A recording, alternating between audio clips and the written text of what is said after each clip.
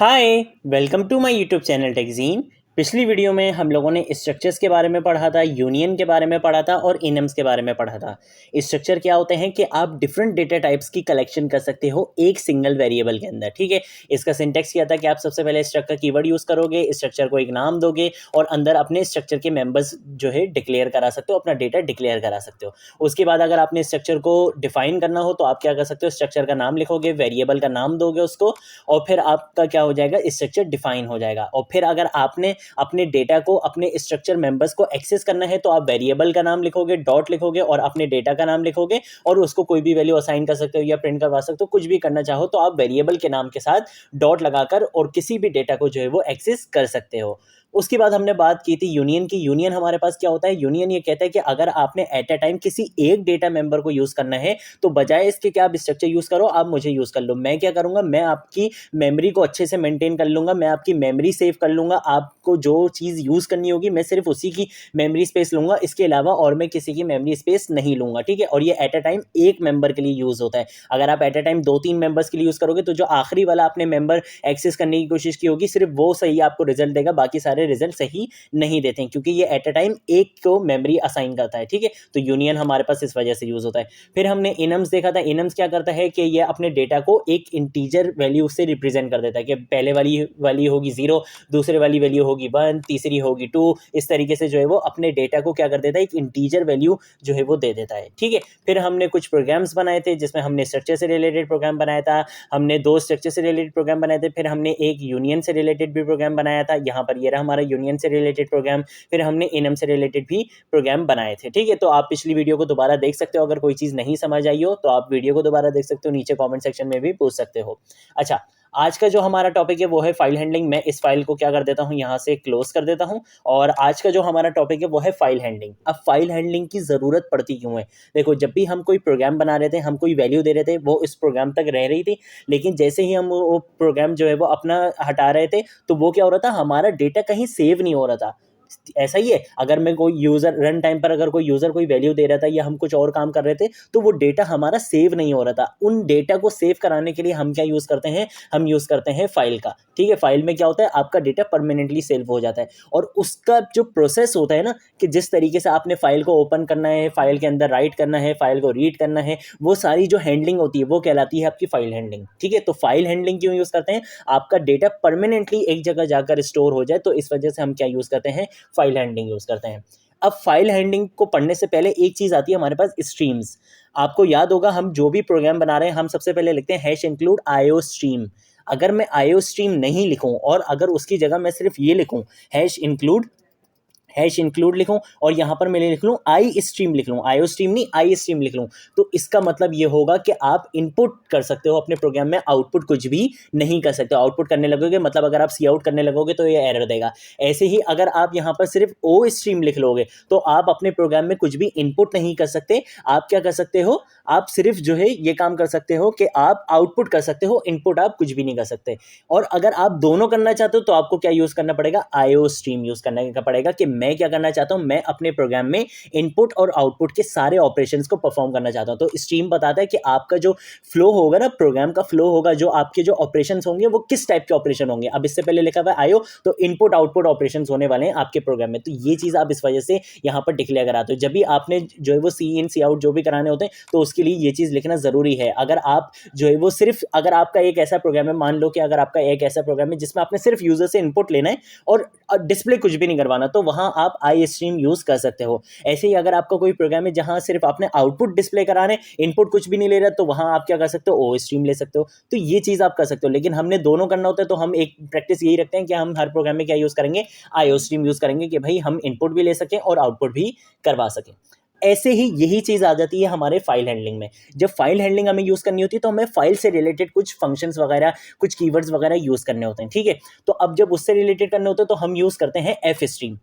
अब F stream से पहले क्या आ जाता है, एफ स्ट्रीम से पहले एक और चीज़ होती है कि अगर मैं यूज़ करूँ यहाँ पर #include लिखूँ और यहाँ पर मैं लिख लूँ ऑफ स्ट्रीम लिख लूँ, ठीक है। ऑफ स्ट्रीम का मतलब ये है कि मैं फाइल से रिलेटेड आउटपुट करवाना चाहता हूँ, मतलब मैं फाइल से रिलेटेड या तो फाइल बनाना चाहता हूँ या फाइल में कुछ लिखना चाहता हूँ, ठीक है। फाइल में कुछ लिखना चाहता हूँ मतलब आउटपुट वाले काम करना चाहता हूँ। लेकिन अगर मैं यहाँ पर इफ स्ट्रीम लिख लूँगा तो मैं या तो फाइल को सिर्फ रीड करना चाहता हूँ या इनपुट में लेना चाहता हूँ, बस इससे ज़्यादा और मैं कुछ नहीं करना चाहता। और अगर मुझे दोनों करवाने तो मैं क्या यूज़ करूँगा, एफ स्ट्रीम। तो यही चीज़ यहाँ पर भी लिखी हुई है कि अगर आपने फाइल हैंडलिंग यूज़ करनी है तो आपके पास 3 तरीके की हेडर फाइल्स हैं, ठीक है। अगर आप ऑफ स्ट्रीम यूज़ करोगे तो आप क्या कर सकते हो, सिर्फ फाइल को क्रिएट कर सकते हो और राइट कर सकते हो अपनी इंफॉर्मेशन उस फाइल के अंदर। अब उसके बाद बारी आती है इफ स्ट्रीम की, तो जो उस फाइल के अंदर लिखा हुआ होगा आप उसको सिर्फ रीड कर सकते हो, मतलब इनपुट मोड में ले सकते हो, सिर्फ रीड कर सकते हो, आप कुछ और नहीं कर सकते। और अगर आपने दोनों काम करने हैं तो आप क्या यूज़ करोगे, हैश इंक्लूड एफ स्ट्रीम की हेडर फाइल को यूज़ करोगे, ठीक है। फिर इसमें हमारे पास कुछ अपेंड मोड्स भी आ जाते हैं कि आप किस मोड में अपनी फाइल को खोलना चाहते हो। वो सारी चीज़ें भी अभी हम जब प्रोग्राम्स बनाएंगे तो हम उसमें कवर करेंगे, ठीक है। तो सबसे पहले एक काम ये करते हैं कि भाई बातें करते रहेंगे तो समझ नहीं आएगा, हम एक काम ये करते हैं, अब हम बनाना शुरू करते हैं कुछ प्रोग्राम्स, ठीक है। और प्रोग्राम्स को बनाने से पहले सबसे पहले मैं क्या करूँगा, यहाँ पर लिख लूँगा हैश इंक्लूड आईओ स्ट्रीम, क्योंकि मैं इनपुट और आउटपुट दोनों कराना चाहता हूँ अपने प्रोग्राम में। उसके बाद मैं यहाँ पर लिखना चाहता हूँ hash include F stream. F stream क्यों लिख रहा हूँ, क्योंकि मैं इनपुट और आउटपुट फाइल्स के सारी चीज़ों को मैं यूज़ करना चाहता हूँ। मैं ये नहीं चाहता कि या तो मैं सिर्फ इनपुट करूँ या आउटपुट में सारी चीज़ें करना चाहता हूँ फाइल हैंडलिंग से रिलेटेड। उसके बाद मैं क्या करूँगा, मैं अपनी नेम स्पेस को तो लाजमी ऐड कराऊंगा यूजिंग नेम स्पेस std, ठीक है। उसके बाद मैं यहाँ पर अपना मेन फंक्शन लिख लूँगा इंट मेन, और उसके बाद मैं यहाँ पर कर्ली ब्रैकेट लगाकर रिटर्न 0 कर लूँगा, ठीक है। अब बारी आती है फाइल हैंडलिंग को यूज़ करने की, ठीक है। तो अब हम क्या करने वाले हैं, हम यूज़र से इनपुट लेंगे। यूज़र से इनपुट लेने के बाद हम जो यूज़र से इनपुट लेंगे वो हम स्टोर कराएंगे एक फाइल के अंदर, एक टेक्स्ट फाइल बनाएंगे हम, ठीक है। इसी प्रोग्राम के अंदर, इसी प्रोग्राम को यूज़ करते हुए हम एक फाइल बनाएंगे और उस फाइल के अंदर जो यूज़र ने इनपुट दिया होगा वो सारी चीज़ें हम वहाँ पर स्टोर करवा देंगे। अब ये काम कैसे करेंगे, देखो सबसे पहले मैं एक काम ये करता हूँ कि मैं एक नंबर ले लेता हूँ इंट सीरियल नंबर के नाम से, चलो एक वेरिएबल बना लेता हूँ, और एक बना लेता हूँ वेरिएबल सैलरी के नाम से बना लेता हूँ, चलो ठीक है, सैलरी। और एक और काम ये करता हूँ, मैं यहाँ पर सेमीकोलन लगा लेता हूँ और एक ले लेता हूँ करेक्टर एरे, ठीक है, नेम के साथ, और इसको मैं जो है वो साइज़ दे देता हूँ 50 का, ठीक है भाई। 50 से बड़ा तो अब किसी का नाम होगा नहीं, तो हम यहाँ पर क्या ले लेंगे, 50 करेक्टर का एक एरे ले लेंगे। उसके बाद अब मैं क्या करूँगा, मैं यहाँ पर लिखूँगा सी आउट के बाद मैं यहाँ पर लिखूँगा एंटर सीरियल नंबर, ठीक है। मैं यहाँ पर क्या कर लूँगा, एंटर सीरियल नंबर स्पेस दूंगा, और यहाँ पर मैं सेमीकोलन लगाऊंगा, सेमीकोलन लगाना था, कॉलन नहीं लगाना था, सेमीकोलन लगाऊंगा। सी इन करूँगा, सी इन जो यूज़र इनपुट दे वो किस में आ जाए, सीरियल नंबर वाले वेरिएबल में आकर स्टोर हो जाए। इसी चीज़ को मैं क्या करूँगा, कॉपी करूँगा और इसी चीज़ को दोबारा पेस्ट करूँगा, एक और बार पेस्ट करूँगा। यहाँ पर मैं रख लूँगा एंटर योर नेम, ठीक है, क्या रख लूँगा, एंटर योर नेम, और जो यूज़र इनपुट दे वो किस में आ जाए, नेम वाले एरे में आ जाए। इस तरीके से कर लूँगा। और उसके बाद मैं क्या करूँगा, यहाँ पर लिख लूँगा एंटर सैलरी कर लूँगा, और यहाँ पर भी मैं क्या यूज़ कर लूँगा, सैलरी यूज़ कर लूँगा, ठीक है। ये मैंने क्या करा, यूज़र से इनपुट ले लिया। अब मैंने क्या करना है, जो यूज़र ने इनपुट दिया है मैंने वो चीज़ लिखनी है फाइल में। अब फाइल में लिखने के लिए मेरे पास क्या चीज़ थी, ऑफ स्ट्रीम। तो मैं डेटा टाइप कौन सी यूज़ करूँगा, ये हमारी डेटा टाइप्स हैं, इस तरीके से समझ लो, ये हमारी क्या है, डेटा टाइप्स हैं। ऑफ स्ट्रीम की डेटा टाइप यूज़ करूँगा मैं, क्यों, क्योंकि मुझे फाइल बनानी है और फाइल के अंदर कुछ इन्फॉर्मेशन लिखनी है। तो अब मैं क्या यूज़ करूँगा, यहाँ पर यूज़ करूँगा ऑफ स्ट्रीम की डेटा टाइप। सबसे पहले मैं यहाँ पर लिखूँगा ऑफ स्ट्रीम, ठीक है, ये मैंने डेटा टाइप लिख ली। अब हम जब भी कोई वेरिएबल बनाते हैं तो हम कैसे बनाते थे, मैं यहाँ पर एक कमेंट करके दिखा देता हूँ। हम कोई भी वेरिएबल बनाते हैं तो हम डेटा टाइप देते हैं, उसके बाद हम वेरिएबल का नाम देते हैं। फॉर एग्जांपल मैंने नाम दे दिया सैलरी, या मैं नाम दे रहा हूँ ए, ठीक है। तो ये क्या करते थे, हम वेरिएबल बनाते थे। ऐसे ही यहाँ पर ये ऑफ स्ट्रीम क्या है, ऑफ स्ट्रीम है आपकी डेटा टाइप, और मैं अब इसको एक वेरिएबल भी दूंगा। तो मैं वेरिएबल यहाँ पे दे देता हूँ माई फाइल के नाम से। आप कोई भी नाम का वेरिएबल दे सकते हो, ज़रूरी नहीं है यही दो, किसी भी नाम का वेरिएबल दे सकते हो। मैं आगे प्रोग्राम्स में आपको चेंज भी करके दिखाऊंगा, ठीक है। मैंने इसको अभी वेरिएबल दे दिया माई फाइल का। अब मैंने माई फाइल का इसको वेरिएबल दे दिया। अब मैं एक काम ये करूँगा कि मैं इसको इस तरीके से ब्रैकेट ओपन करूँगा, कर्ली ब्रैकेट लगाऊंगा, और यहाँ पर मैं लिखने वाला हूँ अपनी फाइल का नाम, कि मैंने जो टेक्स्ट फाइल बनानी है जिसके अंदर मैंने अपना डेटा परमानेंटली स्टोर करवाना है, उस फाइल का नाम मैंने क्या रखना है। तो यहाँ पर भी आप कोई भी नाम रख सकते हो। मैं यहाँ पर रख लेता हूँ, चलो समझ लो, मैं यहाँ पर रख लेता हूँ कुछ भी, ठीक है, कुछ भी रख लिया फाइल का नाम। इसके बाद हमने एक्सटेंशन लाजमी देनी है फाइल को। जैसे हम सी प्रोग्राम की जब कोई भी फाइल बनाते हैं, ठीक है, प्रोग्राम फाइल बनाते हैं, तो देखो यहाँ पर हम एक्सटेंशन देते हैं ना, .cpp। ऐसे ही जब हम सी लैंग्वेज के लिए बनाते हैं तो .c की एक्सटेंशन देते हैं। ऐसे ही जब भी हम कोई टेक्स्ट फाइल बनाएंगे तो यहाँ पर हम एक्सटेंशन देंगे txt, ये चीज़ सेम रहेगी क्योंकि हम टेक्स्ट फाइल बना रहे हैं। हाँ, उस फाइल का नाम आप कुछ भी रख सकते हो, देखो जैसे मैंने कुछ भी रख दिया इसका नाम, ठीक है। अब इसके बाद क्या होता है, मैंने लगा लिया यहाँ पे सेमीकोलन। अब होता ये है कि यहाँ पर कुछ वो भी देते हैं, क्या नाम है, मोड्स भी बताते हैं कि किस मोड में, लेकिन अभी ये इस प्रोग्राम में मैं आपको करके नहीं दिखा रहा, उसकी वजह बताऊंगा कि मैंने यहाँ पर क्यों नहीं किया। मैंने अभी सिर्फ इसको सिंपल रखा है। मैंने क्या बोला कि भाई डेटा टाइप क्या है ऑफिस स्ट्रीम में, कि भाई मैं अपनी फाइल बनाना चाहता हूँ और उसके अंदर कुछ इन्फॉर्मेशन लिखना चाहता हूँ। मैंने उस डेटा टाइप से रिलेटेड एक वेरिएबल बना लिया और उस वेरिएबल में क्या बता दिया कि भाई इस नाम की मेरी एक फाइल बना दो। अब उसने फाइल क्या कर दी, बना दी। अब मैं क्या करूंगा, मैं अपने डेटा टाइप इस वेरिएबल को यूज करूंगा और इस वेरिएबल के अंदर मैं बोलूंगा अब लिखना है मैंने, मतलब सी आउट करवाना है, लिखना है, तो सी आउट वाली ये लगेंगी। सी आउट नहीं लिखना हमने, सिर्फ क्या लगेगा, अपना वेरिएबल का नाम आएगा और ये सी आउट वाली ब्रैकेट्स लगेंगी, मतलब ये लेस देन वाली ब्रैकेट्स हम लगाएंगे और हम इसके अंदर बोलेंगे कि भाई जो यूजर ने आपको सीरियल नंबर दिया है वो इसमें लिख लो। उसके बाद क्या करो, उसके बाद आप एक टैब लगा दो। ये स्लैश टी से क्या होता है, ज़्यादा स्पेस आ जाती है, पता है ना, स्लैश टी से क्या होता है, ज़्यादा स्पेस आ जाती है। तो सीरियल नंबर के बाद थोड़ी सी ज़्यादा स्पेस देना। उसके बाद दोबारा क्या करना, जो उसने यूज़र ने अपना नेम दिया वो लिखना। फिर उसके बाद दोबारा क्या करना, एक बार और स्लैश टी लगा लेना ताकि बीच में ज़रा ज़्यादा स्पेस आए। और उसके बाद आप क्या करना, अपनी सैलरी को, जो यूज़र ने सैलरी दी है वो यहाँ इस फाइल में लिख देना।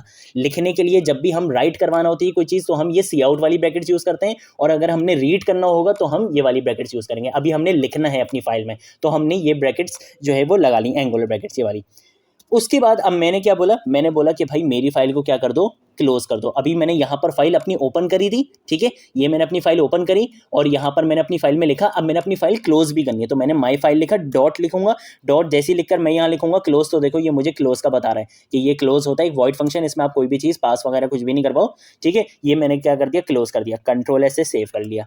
अब आ जाती है बारी, हमने क्या करा, हमने अपनी फाइल में लिख लिया, ठीक है, ये काम हमारा हो गया। मैं यहाँ पर एक काम करता हूँ कि यहाँ पर एक सी आउट की भी स्टेटमेंट लिखवा लेता हूँ और मैं यहाँ लिख लेता हूँ डेटा इज स्टोर्ड, ठीक है, इस तरीके से कर लेता हूँ। यहाँ पर जो है वो यूँ कर लेता हूँ और यहाँ पर मैं एक एंडल लगा लेता हूँ ताकि हमें एक मैसेज मिल जाए कि भाई डेटा स्टोर हो चुका है। यहाँ पर भी एक एंडल लगा लेता हूँ।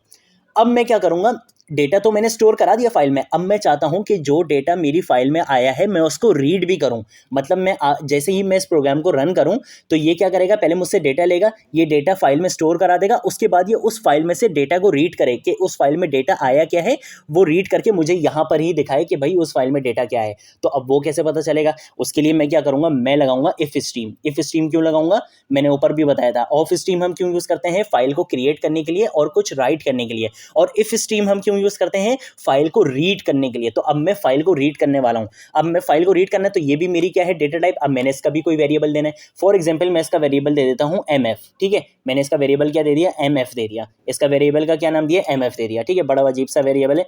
अब मैंने इसका नाम दे दिया। अब मुझे किस फाइल को रीड करना है, मैंने करना है इस फाइल को रीड, तो ये एज इट इज मैं यहाँ से कॉपी करूंगा और यहाँ पर मैं पेस्ट कर दूंगा, क्योंकि मैंने क्या बोला है कि भाई मुझे इस फाइल को क्या करना है, रीड करना है। रीड का कैसे पता चला है, इस डेटा टाइप से पता चल रहा है। तो मैंने क्या करना है, इस फाइल को रीड करना है। अब जब रीड करना है तो मैं क्या बोलूँगा, मैं यहाँ पर बोलूँगा mf बोलूँगा, ये जो मेरा वेरिएबल है। अब फाइल ओपन हो चुकी है, फाइल ओपन यहाँ पर हो गई। अब आपने रीड करना है, तो रीड किस किस को करना है, मैंने बोला अब देखो मैं ये सी इन वाली ब्रैकेट लगा रहा हूँ, ठीक है, जैसे हम यूज़र से इनपुट लेते हैं वैसे ही अब मैं यहाँ पर क्या कर रहा हूँ, ये सी इन वाली ब्रैकेट लगा रहा हूँ और मैं बोल रहा हूँ अब मुझे रीड क्या क्या करना है, मुझे रीड करना है सीरियल नंबर, और उसके अलावा मुझे रीड करना है नेम, और उसके अलावा मुझे रीड करना है सैलरी। ये तीन चीज़ें इस फाइल के अंदर होंगी, मुझे ये तीनों चीज़ें क्या करनी है, रीड करनी है, ठीक है। ये मैंने रीड कर ली। उसके बाद अब मैंने फाइल को जब यहाँ पर ओपन किया तो अब मुझे फाइल को क्या करना है, क्लोज भी करना है। तो मैं यहाँ पर लिखूंगा mf के बाद मैं लिखूंगा डॉट क्लोज, ठीक है। तो ये अब मेरी फाइल क्या हो जाएगी, क्लोज भी यहाँ पर हो जाएगी। अब जब ये क्लोज हो गई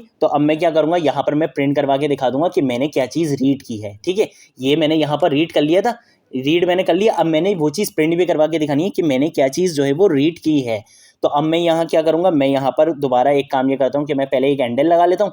एंडल लगाने के बाद मैं बोलूँगा कि भाई सबसे पहले मुझे बताओ कि सीरियल नंबर तुमने क्या रीड किया है, तो ये मुझे यहाँ पर वो प्रिंट करवा के दिखा देगा। फिर मैं दोबारा बोलूँगा कि भाई एक काम करो, बीच में स्लैश टी लगा लो ताकि ज़रा बीच में स्पेस आए, और अब मुझे बताओ कि तुमने नेम क्या रीड किया है, तो ये नेम मुझे बता देगा। फिर मैं बोलूँगा कि दोबारा एक काम करो कि स्लैश टी लगा लो ताकि स्पेस आए, और अब मुझे बताओ कि तुमने सैलरी क्या रीड की है, ज़रा अब मुझे वो भी बता दो, और यहाँ पर तुम लगा लो एंडल, और उसके बाद हमारा रिटर्न 0 तो आ ही जाएगा, ठीक है। तो ये हमारे पास काम हमने कर लिया है।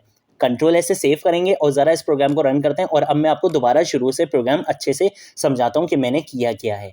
सबसे पहले हमने क्या किया, हमने अपनी हेडर फाइल लिख ली हैश इंक्लूड आईओस्ट्रीम, और हमने एक हेडर फाइल लिखी है हैश इंक्लूड एफ स्ट्रीम की। इसका क्या मतलब है कि हम इस प्रोग्राम में फाइल हैंडलिंग करने वाले हैं। ये काम हो गया। उसके बाद मैंने क्या बोला कि भाई मेरा एक वेरिएबल होगा सीरियल नंबर के नाम से, एक होगा सैलरी के नाम से, ठीक है। उसके बाद मैंने बोला एक मेरा वेरिएबल होगा नेम के नाम से, जिसकी एरे की लेंथ क्या है 50, मतलब मैं 50 तक जो है वो 50 कैरेक्टर्स का अपना कोई नेम जो है वो दे सकता हूँ। बस ज़्यादा से अब इतना बड़ा नाम किसी का होता नहीं है, तो मैंने फिर भी खैर ज़्यादा दे दिया। अब मैंने बोला कि भाई यूज़र से इनपुट ले लो सीरियल नंबर, यूज़र से इनपुट ले लो यूज़र का नेम, और यूज़र से इनपुट ले लो यूज़र की सैलरी। ये चीज़ मैंने ले ली। उसके बाद मैंने बोला कि एक फ़ाइल क्रिएट करो। फाइल क्या क्रिएट करो, एक वेरिएबल बनाओ, उस वेरिएबल के अंदर एक फाइल क्रिएट करो। किस नाम से, कुछ भी .txt के नाम से एक फाइल क्रिएट कर दो। अब ये फाइल क्रिएट क्या हुई है ये भी अभी मैं बताता हूँ कि ये फाइल क्रिएट कहाँ हुई है। हमने एक फाइल क्रिएट कर दी, ओपन कर दी फाइल को, और फाइल के अंदर हमने बोला कि भाई क्या लिख दो, जो यूज़र ने सीरियल नंबर दिया था वो लिख दो, फिर बीच में स्पेस लगाओ, स्लैश टैब।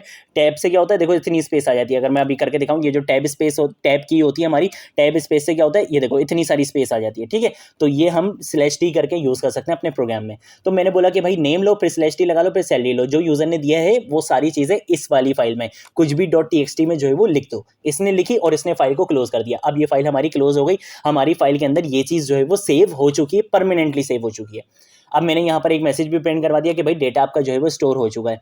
उसके बाद इसने मुझसे, अब मैंने बोला कि भाई जो चीज़ स्टोर हो चुकी है मैं उसको रीड भी करना चाहता हूँ। तो मैंने क्या करा, इफ स्ट्रीम की डेटा टाइप यूज़ करी, मैंने एक वेरिएबल दिया और वेरिएबल के अंदर मैंने बता दिया कि भाई ये वाली फाइल को क्या करना है, रीड करना है।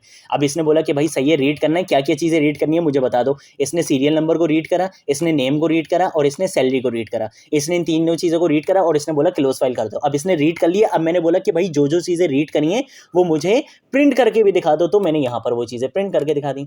अब हम आते हैं और हम अब चलाते हैं हमने करा क्या है। सबसे पहले ये बोल रहे सीरियल नंबर, मैंने बोला भाई 1। उसके बाद ये बोल रहे नेम, मैंने बोला भाई फरजीन, ठीक है। उसके बाद ये बोल रहे सैलरी, मैंने बोला भाई 1000 रुपीज़ लिख लो।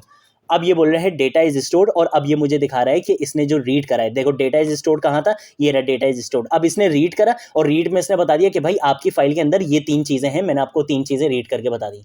अब ये जो हमने txt फाइल बनाई है ये स्टोर कहाँ हुई है, ये यहाँ से पता चलेगा। देखो यहाँ से मेरी फाइल का पाथ क्या आ रहा है, डॉक्यूमेंट्स के अंदर ये वाली फाइल है, फाइल हैंडलिंग इन C++.exe।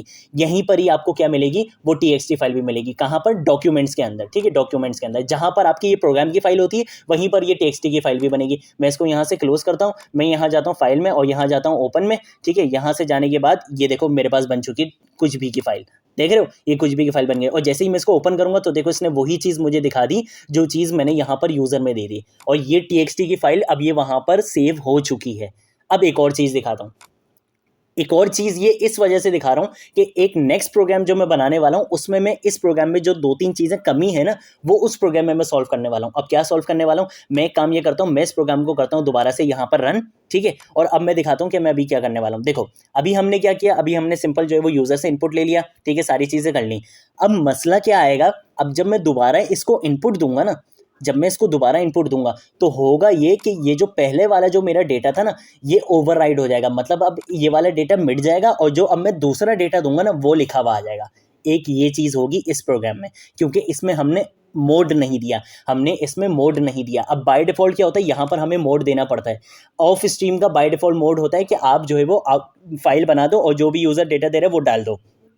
एक मोड हमारे पास और होता है और वो मोड होता है iOS, ठीक है, और डबल कॉलन के बाद अगर आप लिख लो APP का मतलब होता है अपेंड का मतलब होता है कि पहले जो डेटा है फाइल में और अब जो डेटा आने वाला है दोनों को मिक्स करके लिख दो, अपेंड कर दो, मिक्स कर दो, कंबाइन करके लिख दो। अपेंड का मतलब ये होता है। लेकिन बाय डिफ़ॉल्ट ऑफ स्ट्रीम में क्या होता है, बाय डिफ़ॉल्ट लिखा हुआ होता है ऑफ स्ट्रीम में अपेंड मोड, उसका आउटपुट का लिखा हुआ होता है, ठीक है। आउटपुट का जब लिखा हुआ होता है तो फिर वो क्या होता है कि जब भी आप दूसरा डेटा देते हो तो वो क्या होता है, पुराना वाला डेटा जो है वो ओवरराइट हो जाता है। तो ये चीज़ हो जाती है, इस वजह से हमें क्या करना पड़ता है, हमें यहाँ पर अपेंड मोड सेलेक्ट करना पड़ता है। एक चीज़ हमने ये नहीं करी इस फाइल में, ठीक है।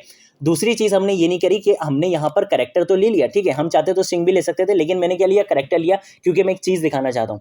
मैंने यहाँ पर करेक्टर लिया। अब जब करेक्टर में जब हम कुछ इस तरीके से इनपुट ले रहे होते हैं ना, ठीक है, इस तरीके से, तो होता ये कि जब हम स्पेस देंगे। फॉर एग्जांपल अगर मैं अपना नाम देना चाहता हूँ, मैं अपना नाम देना चाहता हूँ फरजीन स्पेस अली, ये मेरा पूरा नाम है, ठीक है, मैं ये देना चाहता हूँ, तो जैसे ही मैं स्पेस दूंगा तो स्पेस के बाद वाला जो नाम होगा वो मेरा ट्रंकेट हो जाएगा, वो डिस्कार्ड कर दिया जाएगा, वो नहीं माना जाएगा। तो अगर मैं चाहता हूँ कि स्पेस के बाद भी जो है वो मेरा जो है वो पूरी लाइन ली जाए, स्पेस काउंट किया जाए, तो मुझे क्या यूज़ करना पड़ेगा, मुझे यूज़ करना पड़ेगा एक गेट लाइन का फंक्शन। अब ये क्या होता है ये नेक्स्ट प्रोग्राम में हम देखेंगे। अभी मैं करके दिखा देता हूँ कि जो दो चीज़ें मैंने बोली हैं वो क्या हो रही हैं। मैंने यहाँ पर बोला एंटर सीरियल नंबर 2, ये नेम बोल रहे, मैंने यहाँ पर बोला फरजीन स्पेस अली, ठीक है, और स्पेस आरिफ, ठीक है, ये मैंने पूरा नाम लिख लिया।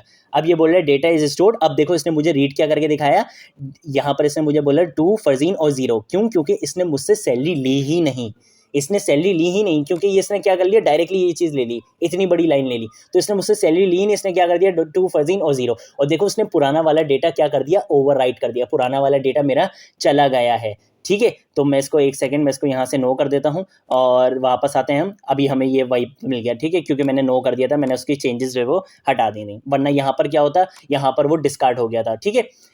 अब हम एक काम ये करते हैं, हम इस फाइल को यहाँ पे करते हैं क्लोज, ठीक है, इस फाइल को यहाँ पे क्लोज करते हैं और इस प्रोग्राम को हम यहाँ पे कर देते हैं कमेंट। और अब जो हम दूसरा प्रोग्राम बनाने वाले हैं उसमें हम इन दोनों चीज़ों को ठीक करेंगे, ठीक है। अब कैसे ठीक करेंगे ये अब हमारे पास दूसरा प्रोग्राम बताएगा।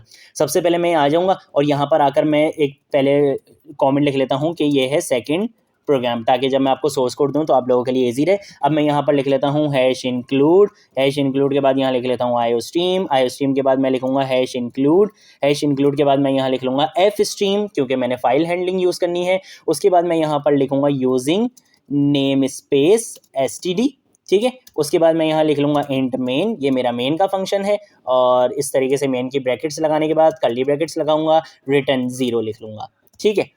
अब मैं एक प्रोग्राम बनाने वाला हूँ और ये प्रोग्राम बहुत ज़बरदस्त होने वाला है। देखो सबसे पहले मैं क्या करूँगा, मैं बोलूँगा कि भाई मुझे एक एरे चाहिए कैरेक्टर डेटा टाइप का, और इसमें हम ले लेंगे फॉर एग्जांपल लाइन के नाम से बना लेते हैं, ठीक है। लाइन के नाम से हम क्या बना ले, ये लाइन यार अजीब लगेगा, ARR के नाम से हम बना लेते हैं एरे, आप किसी भी नाम से बना सकते हो। और मैं इसका साइज़ दे दूँगा 100, इसका साइज़ मैंने क्या दे दिया 100 दे दिया।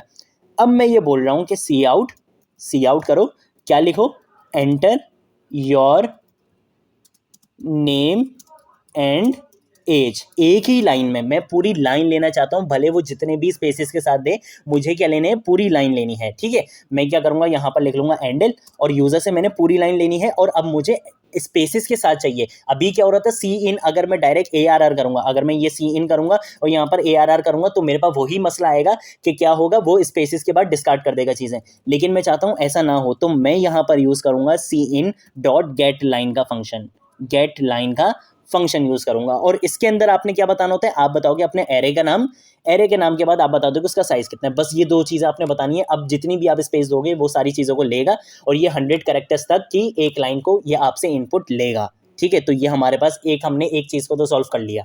अब आती है बारी दूसरी, हमने क्या करना है, एक फ़ाइल बना ली है। सबसे पहले तो मैंने यहाँ पर लिखा ऑफ स्ट्रीम लिखा मैंने, ठीक है। ये मेरी क्या है, डेटा टाइप है कि भाई फाइल को क्रिएट करो, और यहाँ पर मैं फाइल का नाम अब दे देता हूँ। फॉर एग्जांपल मैं वेरिएबल का नाम क्या रखूँ, मैं रख लेता हूँ आउटपुट फाइल, ठीक है। इस तरीके से एक नाम रख लेता हूँ, ये मेरे क्या है, मेरा नाम है, उसका फाइल का नाम है, ये मेरी फाइल का नाम है। उसके बाद मैंने ये ब्रैकेट्स लगाई, अब मैंने अंदर उस फाइल का नाम देना है, ये क्या है, मेरे वेरिएबल का नाम है, डेटा टाइप ये है, ये मेरे वेरिएबल का नाम है। अब मैंने फाइल का नाम बताना है, जो txt फाइल मैंने बनानी है, मैंने txt फाइल बनानी है फॉर एग्जांपल hi.txt के नाम से, hi.txt। ये नाम मैं इस वजह से ऐसे रख लूँ ताकि कोई ये ना समझे कि इनके अलावा हम कोई नाम दे ही नहीं सकते, क्योंकि आप बहुत सारे प्रोग्राम्स वगैरह देखोगे ना अगर वेबसाइट में, तो यहाँ पर पता है वेरिएबल का नाम उन्होंने क्या दिया हुआ होता है, उन्होंने दिया होता है, ज़्यादातर ने माई फाइल दिया हुआ होता है। तो बहुत सारे स्टूडेंट्स जो बिगिनर्स होते हैं वो ये समझते हैं कि इसके अलावा हम कोई और नाम दे ही नहीं सकते। इस वजह से मैं इस तरीके के नाम दे रहा हूँ ताकि आप लोगों को आइडिया हो कि हम यहाँ पर कुछ भी यूज़ कर सकते हैं। अब मैं अपेंड मोड दूंगा। पहले क्या हो रहा था, बाय डिफॉल्ट क्या हो रहा था कि ये जो है वो आउटपुट वाले मोड में खोल रहा था, और आउटपुट वाले मोड में जो पुराना वाला डेटा था उसको मेरा डिस्कार्ड कर देता था, ओवरराइट कर देता था न्यू वाला डेटा। ओवरराइट का मतलब पहले वाला डेटा हटा दो और अब जो आए उसको लिख दो फाइल में। लेकिन अब मैं चाहता हूँ कि पहले वाला डेटा भी रहे मेरा, और अब जो डेटा आने वाला है वो भी रहे। तो उसके लिए मैं क्या करूँगा, यहाँ लगाऊंगा कॉमा के बाद मैं लिखूंगा iOS के बाद मैं लगाऊंगा ये डबल कॉलन, और उसके बाद मैं यहाँ लिखूंगा ऐप का मतलब है अपेंड मोड, कि भाई ये जो iOS मोड है आपका, इसको कौन से मोड में खोलो, अपेंड मोड में खोलना। अपेंड मोड का मतलब जो पहले वाला डेटा है उसको हटाना नहीं, अब जो डेटा आने वाला है उसको इसके साथ लिख देना, बस सिर्फ ये काम किया। अब उसके बाद मैं क्या करूँगा, मैं यहाँ लिखूंगा आउटपुट फाइल, क्योंकि मेरे जो है वो वेरिएबल का क्या नाम है, आउटपुट फाइल है। और उसके बाद मैं ये करूँगा कि भाई क्या करो, जो ARR के अंदर आया है वो चीज़ क्या कर दो, इस फाइल के अंदर लिख दो, बस ये काम कर लो। और उसके बाद क्या करो, अपनी ये जो फाइल है तुम्हारी, आउटपुट फाइल जो है तुम्हारी, इसको तुमने ओपन तो कर लिया था, अब क्या कर दो, इसको क्लोज भी कर दो, बस सिंपल ये काम किया है।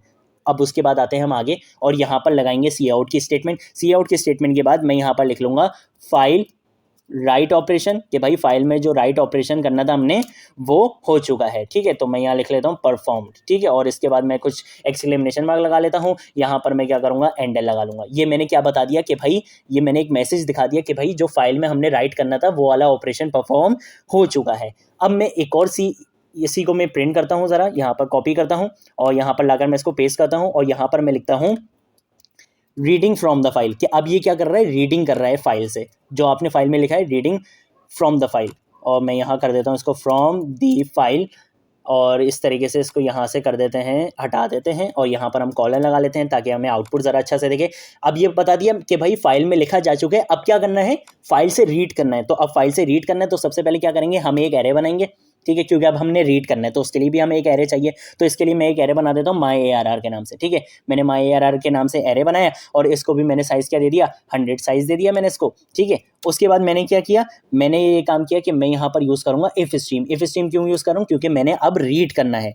रीड किसको करना है, अब मैंने एक डेटा टाइप तो दे दी, अब मैंने इसको क्या देना है, एक उसका वेरिएबल का नाम देना है। तो वेरिएबल का नाम मैं यहाँ दे देता हूँ OBJ, समझ लो ऑब्जेक्ट है ये, मैंने इसको वेरिएबल का नाम दे दिया।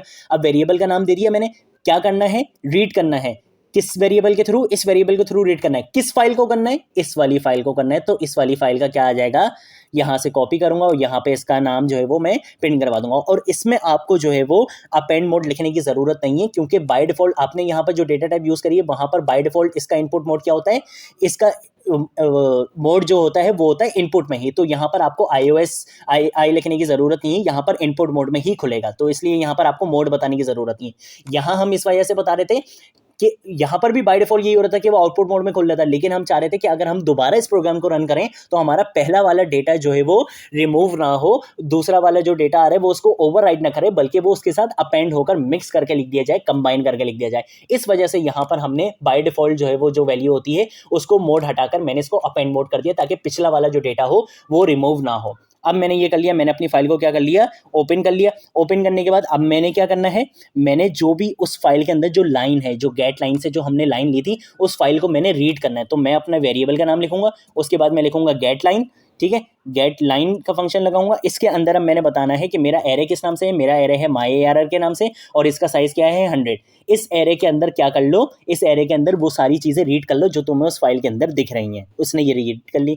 अब मैं क्या करूँगा, यहाँ सी आउट की स्टेटमेंट प्रिंट करवाऊंगा और मैं यहाँ पर लिख लूँगा दी रिजल्ट इज़ और स्पेस दूंगा। और यहाँ पर मैं क्या करूँगा, अब मेरा कहाँ पर आ चुका है, ARR में, ठीक है। मैंने किस में रीड करा है, मैंने इस वाले उस फाइल से रीड करा और किस में स्टोर करवा दिया, इस myARR में स्टोर करवा दिया। तो मैं क्या करूँगा, यहाँ पर myARR को प्रिंट करवा दूंगा और यहाँ पर मैं लिख लूँगा एंडल। सिंपल काम किया है। अभी मैं दोबारा समझाऊंगा इस प्रोग्राम को, ठीक है।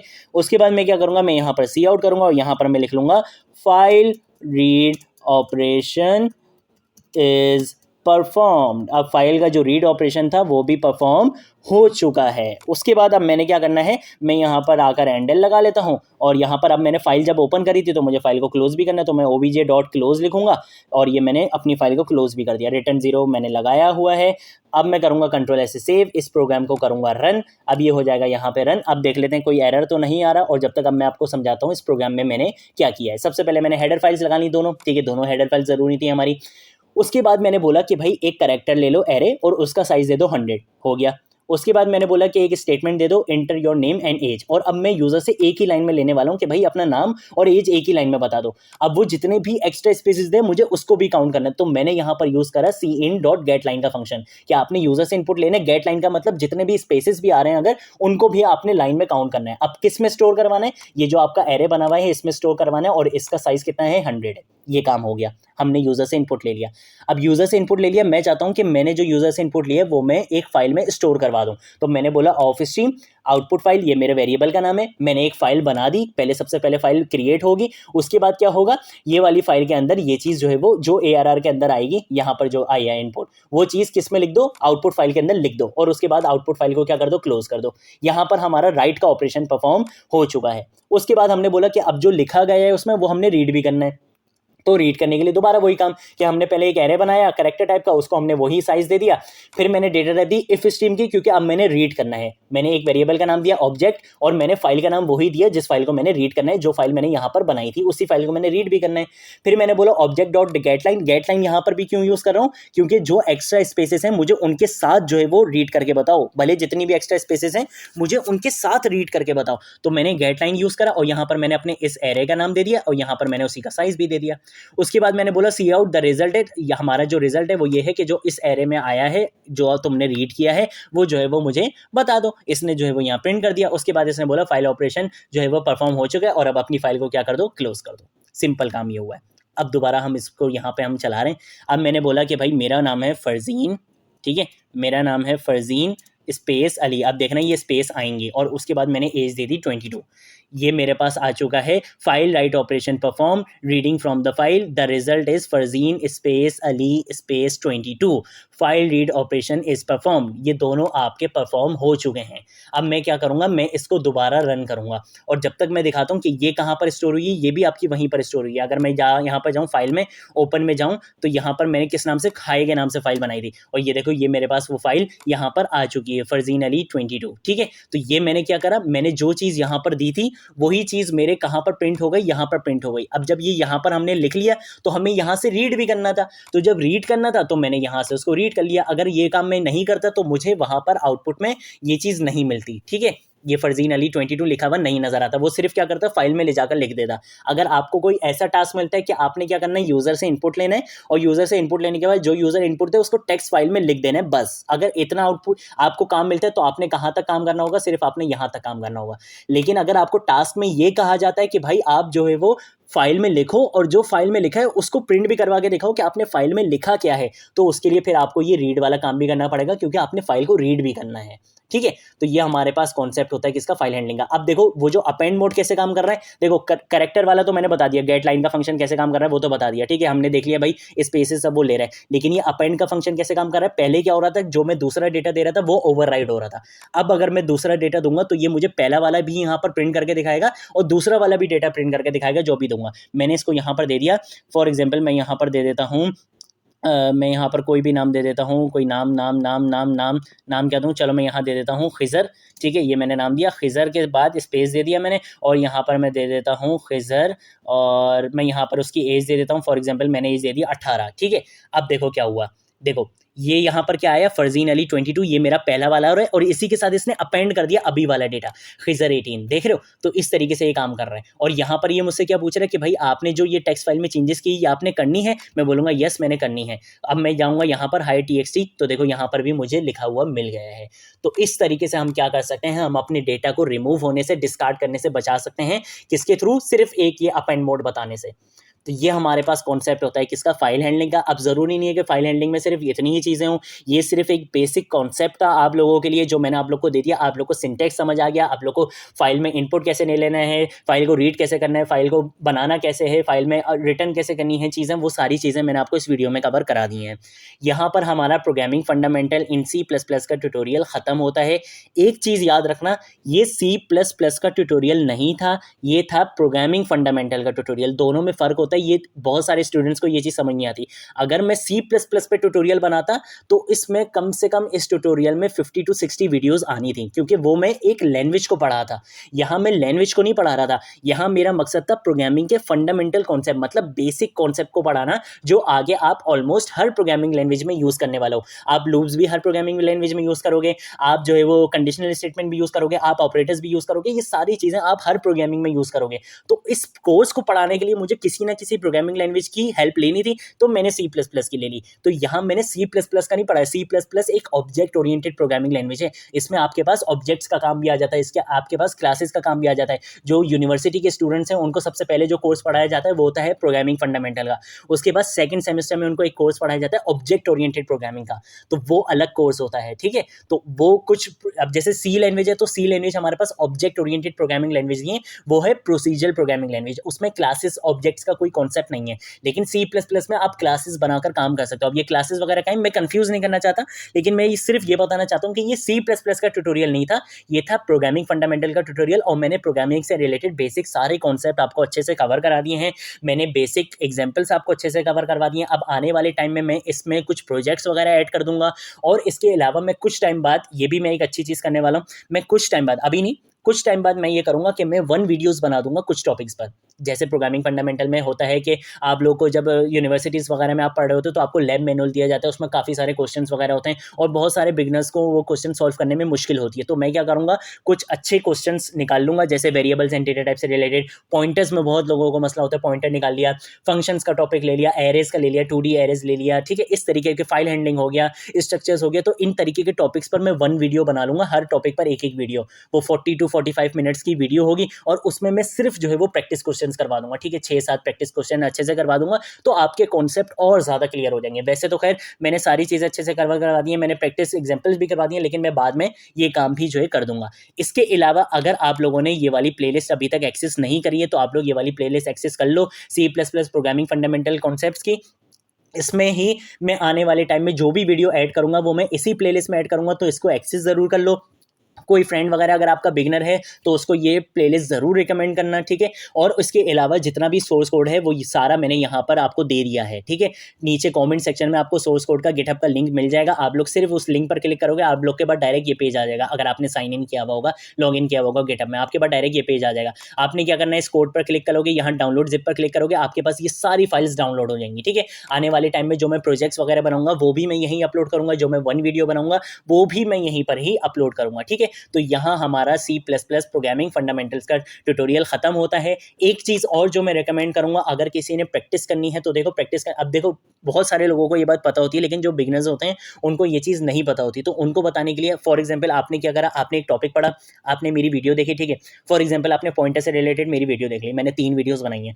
पहले वाली वीडियो देखी, इंट्रोडक्शन वीडियो जो पॉइंटर्स की थी वो देखी, फिर उसके बाद न्यू एंड डिलीट ऑपरेटर देखा, फिर आपने जो है वो प्रैक्टिस क्वेश्चन कर लिए। अब इतना करने के बाद यहाँ आपने रुकना नहीं है, आपने क्या करना है, आप जाओ गूगल पे जाकर इसका नाम लिखो टॉपिक का कि भाई pointers in C plus plus practice examples. वहाँ आपको बहुत सारी वेबसाइट्स पर अलग अलग जो है वो प्रैक्टिस एग्जाम्पल्स मिल जाएंगी, उनको सॉल्व करो। ठीक है, उनको भले देख देख के करो, सॉल्यूशन भी हुआ होता है वहाँ पे, सॉल्व एग्जाम्पल्स मिल जाएंगी आपको। वहाँ पर देखकर, उन चीज़ों को देखकर सॉल्व करो, आपके कॉन्सेप्ट और ज़्यादा क्लियर होंगे। आपकी जितनी ज़्यादा प्रैक्टिस करोगे उतने ज़्यादा आपके जो है वो कॉन्सेप्ट क्लियर होंगे और आप इन चीज़ों में मास्टर हो जाओगे। ठीक है, तो सबसे अच्छा तरीका क्या है बिगिनर के लिए कि पहले वो वीडियो देखें, वीडियो देखने के बाद वो जो मैंने प्रैक्टिस क्वेश्चन कराए हैं उनकी वो प्रैक्टिस करें। उसके बाद जो वो जाए किसी भी वेबसाइट पर, वहाँ से वो प्रैक्टिस क्वेश्चन निकाले उस टॉपिक से रिलेटेड और 4-5 प्रैक्टिस क्वेश्चन कर ले।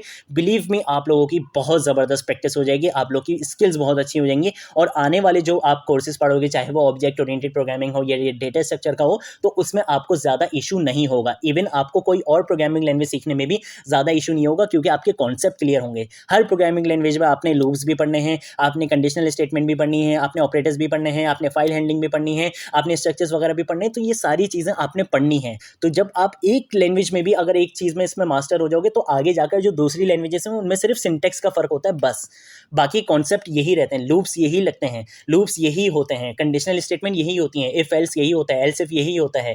ठीक है, सिर्फ जो है वो थोड़ा बहुत सिंटेक्स का फर्क आ जाता है, इससे ज़्यादा और कोई फर्क नहीं होता है। कोई चीज़ नहीं समझ आई हो, कोई टॉपिक नहीं समझ आया हो, कुछ भी हो, नीचे कमेंट सेक्शन में पूछ सकते हो, सोशल मीडिया अकाउंट पर पूछ सकते हो, उसके भी लिंक्स ये होते हैं, मैं ज़रूर रिस्पॉन्ड करूँगा। तो यहाँ पर हम ख़त्म करते हैं अपना प्रोग्रामिंग फंडामेंटल का ट्यूटोरियल।